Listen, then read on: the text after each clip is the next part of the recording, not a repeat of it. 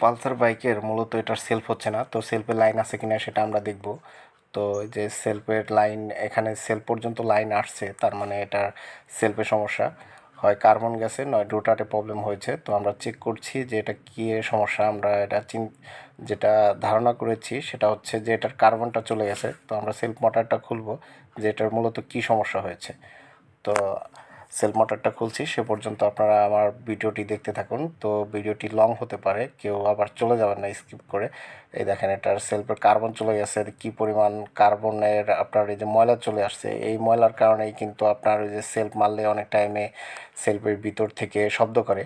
আর যদি সেলফের কার্বন যদি আপনারা যখন লাগান, অনেকেই এটা পরিষ্কার করেন না, পরিষ্কার না করেই লাগিয়ে থাকে। তো এটা ভালোভাবে পেট্রোল দিয়ে ধুয়ে দেখেন কি পরিমাণ ময়লা বের হচ্ছে। এটা ভালোভাবে পেট্রোল দিয়ে ধুয়ে ভালোভাবে ওয়াশ করে নেবেন। ওয়াশ করে তারপর একটু হাওয়া মেরে এটা শুকিয়ে নেবেন যাতে যেন পেট্রোল না থাকে। তারপরে হচ্ছে কার্বন আপনার ভালোভাবে সেট করবেন।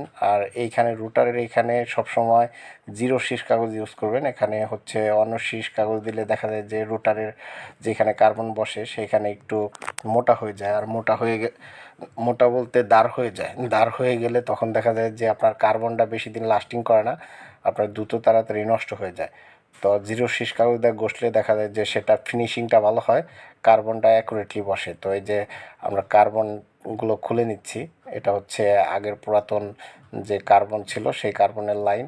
তো কার্বনগুলো আমরা সবসময় আপনারা যখনই সেলফের কার্বন বা অন্য অন্য পার্টস নষ্ট হবে সবসময় অরিজিনাল লাগানোর চেষ্টা করবেন। আর অরিজিনাল লাগাইলে দেখবেন যে দীর্ঘদিন লাস্টিং করতেছে। এছাড়া কিন্তু আপনার ওই ডুপ্লিকেট যেগুলো পাওয়া যায় হয়তো আপনার 50 টাকা বা 100 টাকা কম পাবেন, কিন্তু আপনার ওই অরিজিনালের মতো লাস্টিং করবে না। তাই আমি সবসময় পরামর্শ দিই যে আপনারা অরিজিনাল পার্টস লাগাবেন। অরিজিনাল পার্টস লাগাইলে সেটার টিকসইটা অনেকটা ভালো হয়।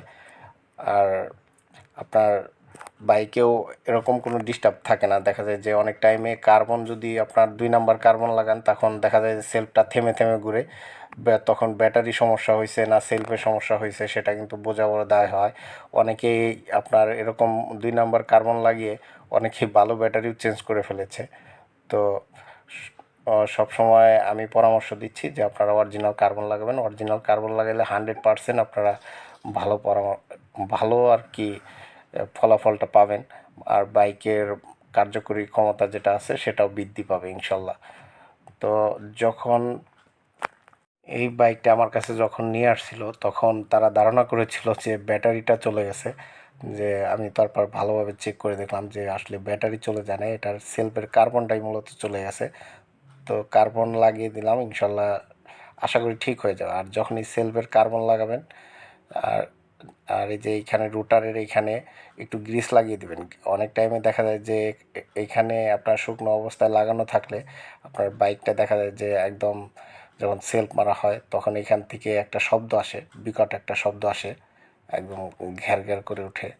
তো সেলফের বলের কারণে শব্দ আসে, কিন্তু এটা অন্যরকম শব্দ। কিন্তু রুটারের যে শব্দ আসে এটা বেশিরভাগ ক্ষেত্রে দেখা যায় যে যদি ওয়াশ না করা হয় তখন মূলত বেশি শব্দটা আসে। সেটা হচ্ছে আপনার ওই যে আমি পেট্রোল দিয়ে সর্বপ্রথম যে ধুয়ে নিলাম এইটা হচ্ছে সম্পূর্ণ ক্লিন হয়ে গেল। আর যদি ময়লা থাকে তখন সেই ক্ষেত্রে আপনার কার্বনটা খুবই কম লাস্টিং করে এবং শব্দটাও আপনার হয়, কিন্তু ক্লিয়ার থাকলে ওই শব্দটা হয় না। তো দেখুন আমার এবার সেলফ কার্বন মোটামুটি লাগানোর শেষ পর্যায়ে। তো আমি সেলফের মোটরটা ভালোভাবে ফিটিং করছি। আপনারা অনেকক্ষণ ধরে আমার ভিডিওটা দেখছেন, এর কারণে আপনাদের অসংখ্য ধন্যবাদ। আর আমার সাথেই থাকবেন, যারা নতুন রয়েছেন আমার পেজটি ফলো দিয়ে দিবেন। আমি কিন্তু মোটরসাইকেল সম্বন্ধেই সবসময় ভিডিও দিয়ে থাকি। এই দেখেন সেলফের মোটরটা একদম লাগানো শেষ। এবার আমরা চেক করে নেব যে দেখেন সেলফ ঘুরতেছে। এই যে যখন সেলফটা মারলাম এই যে সেলফ ঘুরতেছে। সেলফটা আমরা লাগিয়ে চেক করে আপনাদের দেখাচ্ছি যে আপনার কীরকম ইঞ্জিনে কাজ করে। এই ছোট্ট একটা মোটর বাইকটা স্টার্ট করে ফেলবে ইনশাল্লাহ। এই দেখুন এই যে বাইক কিন্তু ইঞ্জিন স্টার্ট হয়ে গেল। ধন্যবাদ সবাইকে।